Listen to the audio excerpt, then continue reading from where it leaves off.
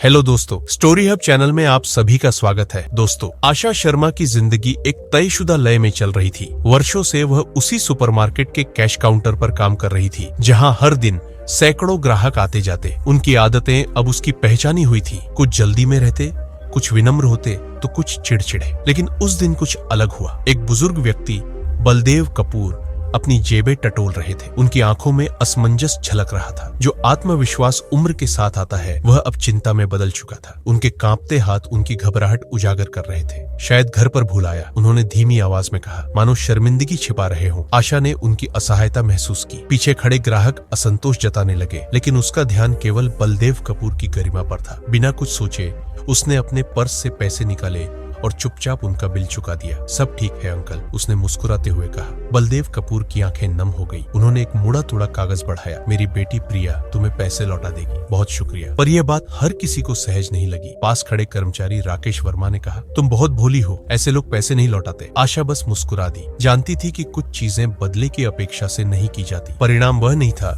जिसकी उसने कल्पना की थी। कुछ ही मिनटों में सुपरमार्केट की अनुशासन प्रिय मैनेजर मीरा अय्यर ने उसे केबिन में बुलाया। मीरा की आंखों में व्यावसायिक सख्ती थी। तुमने कंपनी की नीति तोड़ी है, उसने कहा। मैंने सिर्फ एक जरूरतमंद की मदद की, आशा ने संयम से उत्तर दिया। ये भावनाओं की नहीं, नियमों की बात है, मीरा ने सख्ती से कहा। और नियमों का उल्लंघन बर्दाश्त नहीं किया जा सकता। तुम्हारा कॉन्ट्रैक्ट यहीं खत्म होता है। कुछ क्षणों तक आशा को यकीन नहीं हुआ कि उसने सही सुना। वर्षों की मेहनत एक पल में खत्म कर दी गई, लेकिन उसने कोई विरोध नहीं किया। गरिमा बनाए रखते हुए उसने अपना पहचान पत्र टेबल पर रख दिया। मीरा ने कुछ और कहने की जरूरत नहीं समझी। सुपरमार्केट से बाहर निकलते हुए आशा ने गहरी सांस ली। उसका जीवन एक नए मोड़ पर था। एक नया मोड़ घर पहुंचते ही उसने अपने पिता विक्रम शर्मा को सब कुछ बताया। शांत स्वभाव के बावजूद उनकी आंखों में चिंता दिखी। तुमने सही किया बेटी, हर गलती पछतावे लायक नहीं होती, उन्होंने कहा। आशा का छोटा भाई अर्जुन, जो गुस्से के लिए जाना जाता था, नाराज होकर बोला, यह अन्याय है। मैं बदला नहीं चाहती अर्जुन, आशा ने कहा। बस समझना चाहती हूँ कि दुनिया अच्छाई को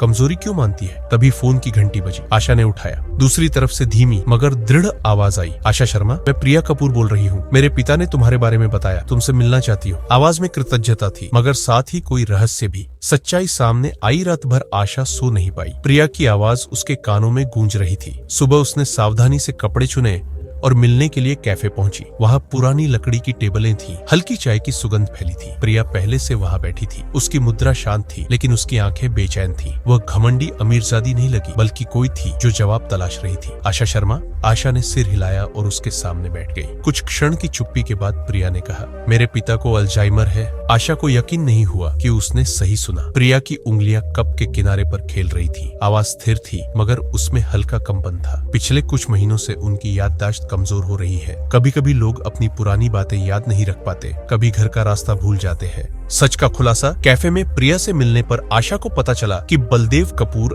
अल्जाइमर से जूझ रहे हैं। उनकी याददाश्त कमजोर हो रही थी, लेकिन उन्हें सिर्फ एक बात याद थी, आशा का चेहरा। फिर एक चौंकाने वाला सच सामने आया। बलदेव कपूर वही है जो सुपरमार्केट के मालिकों में से एक है। जब उन्होंने सुना कि आशा को वहां से निकाल दिया गया, तो वे टूट गए। प्रिया ने सुपरमार्केट की रिकॉर्डिंग देखी और सच्चाई जानी। मीरा अय्यर को अंदाजा भी नहीं था कि जिस व्यक्ति के लिए तुमने अपनी नौकरी गंवाई, वही उसके मालिक है। आशा अवाक थी। तो फिर आप मुझसे ये सब क्यों कह रही है? प्रिया ने पहली बार मुस्कुराने की कोशिश की। क्योंकि मैं ये अन्याय नहीं होने दूंगी। कैफे में हल्की हलचल थी, लेकिन आशा को लगा जैसे पूरी दुनिया बस इस बातचीत तक सिमट गई हो। आशा को एक दिन पहले जिंदगी का सबसे बड़ा झटका लगा था, और अब एक और। 2 दिन पहले वह एक साधारण कर्मचारी थी, जिसे इंसानियत दिखाने की वजह से नौकरी से निकाल दिया गया था। लेकिन आज वह उसी सुपरमार्केट की नई प्रबंधक बनकर लौटी थी। जैसे ही उसने अंदर कदम रखा, सबकी नजरें उस पर टिक गई। कुछ हैरान, कुछ झेपते हुए, खासकर राकेश वर्मा, जिसने उसे बेवकूफ कहा था। प्रिया उसे उसी कार्यालय तक लाई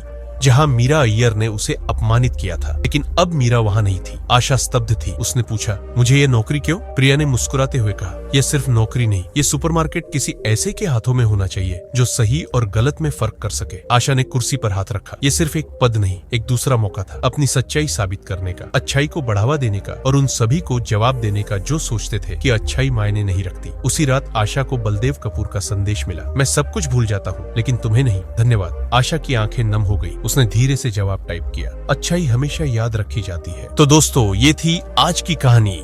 अगर आपको ये वीडियो पसंद आई हो तो हमारे चैनल को जरूर सब्सक्राइब करें।